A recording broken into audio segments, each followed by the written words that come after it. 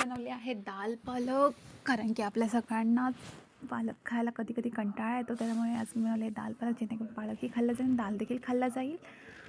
खूप healthy recipe आहे, तुम्ही देखील नक्की ट्राय करा. इथे मी तूर डाळ मसूर डाळ छान प्रकारे धुवून भिजत घातली होती. त्यानंतर ती टाकायची कुकरच्या भांड्यामध्ये, त्याच्यावर थोडीशी हळद, मीठ आणि थोडंसं तेल, आणि त्याची बारीक गॅसवर एक शिट्टी काढून घेऊया. पालक स्वच्छ धुवून घ्यायचा आहे आणि चिरून ठेवायचा आहे.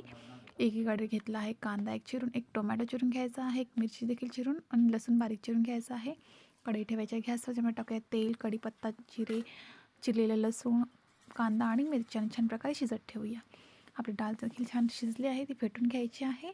त्यानंतर टाकणार आता आपला टोमॅटो, त्याच्यामध्ये टाकूया हळद, लाल तिखट, धनेपूड, हिंग आणि मीठ, सोबत चिरलेला पालक. छान प्रकारे त्याची एक वाफ काढून घेऊया.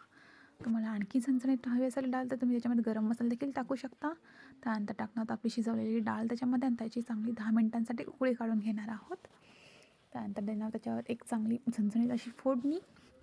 फोडणीमध्ये टाकलं आहे जिरे, 2 सुक्या मिरच्या आणि थोडंसं लाल तिखट. आणि इथे दाल पालक आपली रेडी झालेली आहे. तुम्ही देखील नक्कीच ट्राय करा, ही रेसिपी तुम्हाला खूप आवडेल.